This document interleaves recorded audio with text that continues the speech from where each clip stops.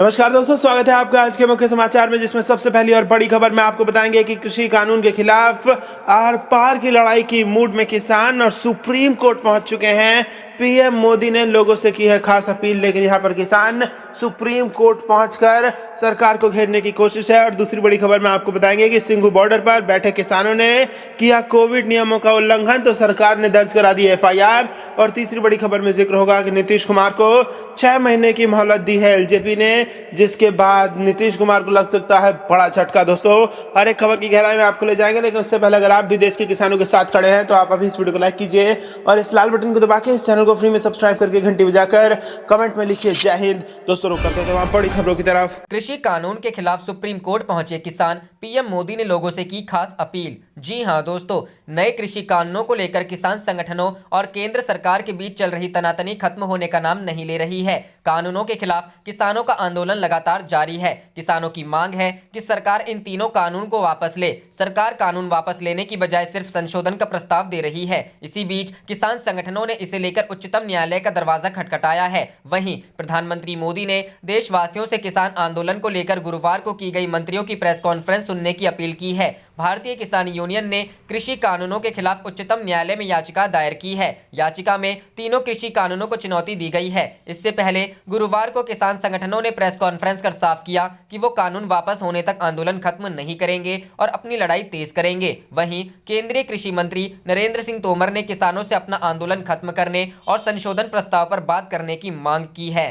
रुख करते हैं अगली खबर की तरफ। सिंघू बॉर्डर पर बैठे किसानों ने किया कोविड नियमों का उल्लंघन, एफआईआर दर्ज। जी हां दोस्तों, नए कृषि कानूनों के खिलाफ सिंघू बॉर्डर के रेड लाइट में धरने पर बैठे किसानों के खिलाफ पुलिस ने एफआईआर दर्ज कर ली है। किसानों पर कोविड नियमों का पालन न करने का आरोप लगाया गया है। महामारी एक्ट और अन्य धाराओं में किसानों के खिलाफ केस दर्ज किया गया है। जानकारी के लिए आपको बता दें कि ये किसान लामपुर बॉर्डर से जबरन दिल्ली की सीमा में घुस आए थे और सिंघू बॉर्डर के रेड पर डेरा जमाकर बैठ गए थे, जिसके कारण तब से रेड लाइट ब्लॉक है। बता दें कि लगातार 15 दिन से किसान दिल्ली के विभिन्न बॉर्डरों पर धरना दिए बैठे हैं। ये किसान तीनों नए कृषि कानूनों को रद्द करने की मांग पर अड़े हैं और इन्होंने सरकार का लिखित प्रस्ताव ठुकरा दिया है, जिसमें इनकी कई मांगों को मानते हुए सरकार ने कानून में संशोधन करने का प्रस्ताव रखा था। किसानों ने सरकार का प्रस्ताव ठुकरा दिया है और आंदोलन को और तेज करने का ऐलान कर दिया है। ऐसे में सरकार की ओर से किसानों को मनाने की और कोशिश की जा रही है। केंद्रीय कृषि मंत्री नरेंद्र सिंह तोमर ने किसानों से आंदोलन समाप्त कर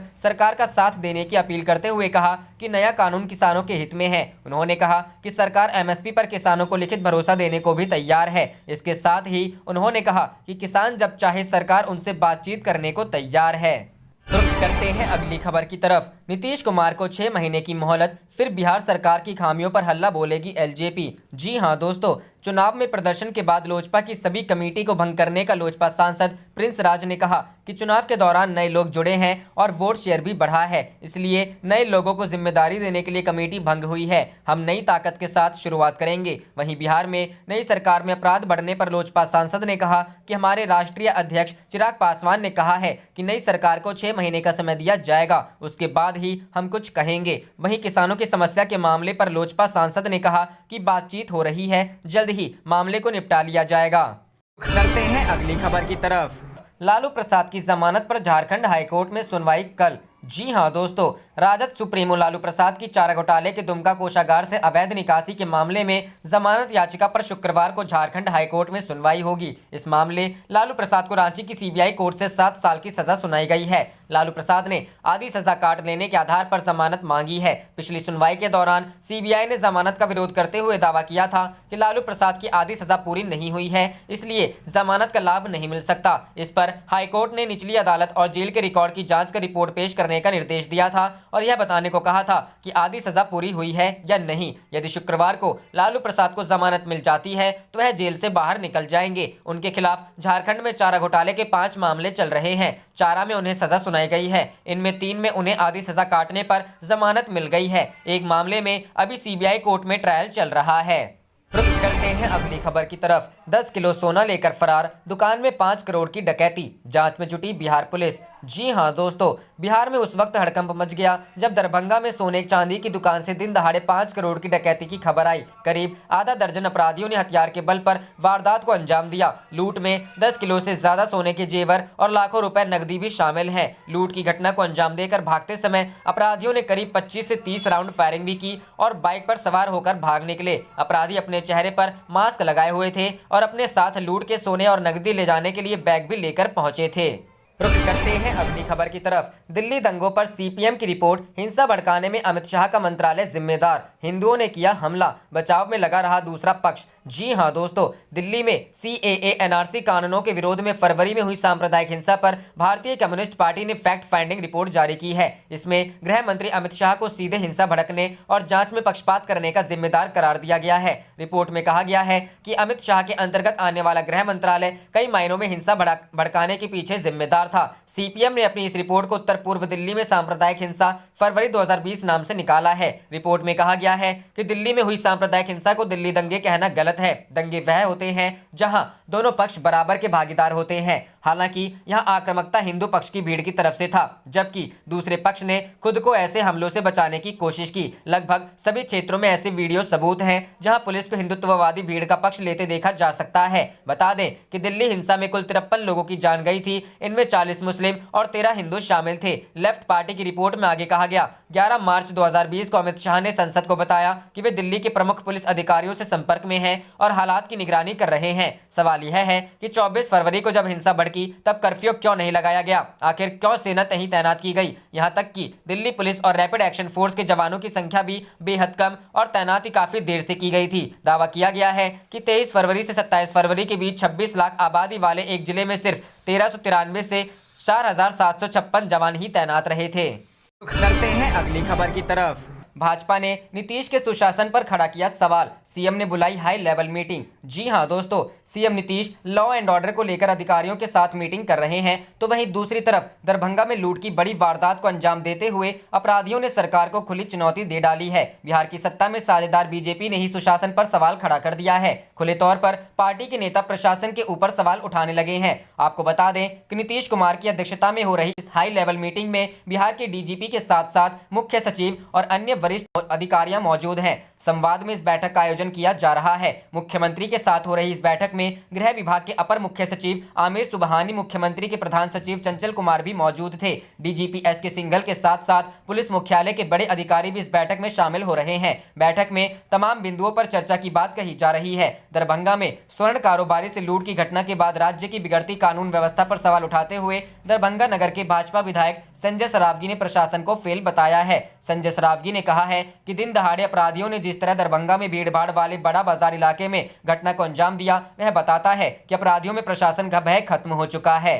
रुक करते हैं अगली खबर की तरफ। मुश्किल में डिप्टी सीएम दुष्यंत चौटाला, किसानों का साथ दे या बचाए कुर्सी। जी हां दोस्तों, हरियाणा के उप मुख्यमंत्री और जजपा प्रमुख दुष्यंत चौटाला गजब धर्म संकट में फंस गए हैं। उनके सामने संकट है कि किसानों का साथ दें या कुर्सी बचाएं। दरअसल किसान आंदोलन तेज होता जा रहा है और सरकार के अड़ियल रवैये के चलते फिलहाल किसानों और सरकार के बीच कोई आम सहमति बनती नजर नहीं आ रही है। ऐसे में संभावना जताई जा रही है कि किसान आंदोलन पूरे देश में और तेज होगा। ऐसे में दुष्यंत चौटाला पर दबाव बढ़ता जा रहा है कि वे कुर्सी को लात मारकर किसानों का साथ दें। आज सुबह से ट्विटर पर ट्रेंड हो रहा है #दुष्यंत किसान या कुर्सी। करते हैं अगली खबर की तरफ। किसान आंदोलन में शामिल महिलाओं का ऐलान, 80 पंजाब से आए हैं, कानून रद्द करवा कर जाएंगे। जी हां दोस्तों, नवा शहर की जसपाल कौर तड़के 5 बजे मुरथल से पैदल चलती हुई सिंगू बॉर्डर तक पहुंची है। इस ठंड में जसपाल कौर 20 किलोमीटर की यह दूरी पैदल चलकर तय की है। जसपाल कौर के साथ 2 दर्जन से ज्यादा महिलाएं हैं। बुलंद हौसलों वाली जसपाल कहती हैं कि मैं यहाँ सिर्फ रोटी बनाने नहीं आई हूँ। किसानों के अलावा अब मजदूर, कलाकार और खिलाड़ियों से आर्थिक और सामाजिक मदद मिलने से आंदोलनकारियों के हौसले बुलंद दिख रहे हैं। वहीं महिलाएं भी आंदोलन में बढ़ चढ़कर भाग ले रही हैं। महिलाएं आंदोलन के हर मोड़ पर हैं। वो मंच पर हैं, खाने पीने के सामान की व्यवस्था संभाल रही हैं, प्रदर्शन में शामिल हैं। पंजाब के बठिंडा से आई हरिंदर बिंद अपनी कार से पूरे मार्ग पर व्यवस्थाओं का जायजा लेते हुए आई हैं। वो पहुंचने के कुछ देर बाद ही सिंगू बॉर्डर पर विरोध प्रदर्शन में शामिल होती हैं। हरिंदर मुखर हैं और पत्रकारों से प्रबल आत्मविश्वास से बात करती हैं। वो बताती हैं, आज हमें खालिस्तानी बताया जा रहा है, जबकि मेरे पिता मेघराज बुक्तवाना का 30 साल पहले खालिस्तान समर्थकों ने कत्ल कर दिया था। अब यह किसान यूनियन उग्रहा की सचिव है और पंजाब की महिलाओं को इस आंदोलन से जोड़ने की भूमिका निभा रही है। वो कहती है, हम दिहाड़ी मजदूर लगते हैं, हम यहाँ अपने बच्चों को छोड़कर सर्दी में खुले आसमान के नीचे अपने हक के लिए हैं। टिकरी बॉर्डर पर मंच के ठीक बगल में बैठी जसबीर कौर क्लर्क के पद से रिटायर होने के बाद किसान यूनियन से जुड़ गई हैं। इनका बेटा सिंघू बॉर्डर पर धरना दे रहा है। आंदोलन की फंडिंग से लेकर मंच संचालन की व्यवस्था जसबीर कौर ही तय कर रही हैं। यहाँ गुरमेल कौर जैसी कई बुजुर्ग महिलाएं भी हैं जो किसी संगठन से तो जुड़ी नहीं, लेकिन गाँव से अपने जत्थे के साथ आंदोलनकारियों का हौसला बढ़ाने आई हैं।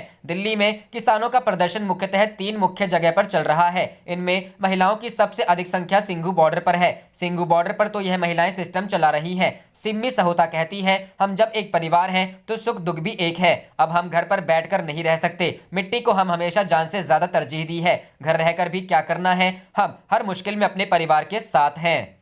करते हैं अगली खबर की तरफ। नीतीश के सुशासन पर बीजेपी ने खड़े किए सवाल। दरभंगा लूट की घटना के बाद प्रशासन को फेल बताया। जी हां दोस्तों, दरभंगा में स्वर्ण कारोबारी से करोड़ों की लूट की घटना के बाद बीजेपी बिहार में सुशासन पर सवाल खड़े कर रही है। बिहार में भले ही बीजेपी सत्ता में शामिल हो, लेकिन बिगड़ती कानून व्यवस्था को लेकर अब खुले तौर पर पार्टी के नेता प्रशासन के ऊपर सवाल उठाने लगे हैं। दरभंगा में लूट की घटना के बाद स्थानीय विधायक संजय सरावगी ने प्रशासन को फेल बताया है। संजय सरावगी ने कहा है कि दिन दहाड़े अपराधियों ने जिस तरह दरभंगा में भीड़भाड़ वाले बड़ा बाजार इलाके में घटना को अंजाम दिया है, वह बताता है कि अपराधियों में प्रशासन का भय खत्म हो चुका है। संजय सरावगी ने कहा है कि स्वर्ण कारोबारी से 5 करोड़ से ज्यादा की लूट हुई है। मैं व्यक्तिगत तौर पर उस कारोबारी को जानता हूं जिसे अपराधियों ने निशाना बनाया। घटना के बाद मौके पर पहुंचे बीजेपी विधायक ने जिले के एसपी के सामने अपनी नाराजगी भी जताई है।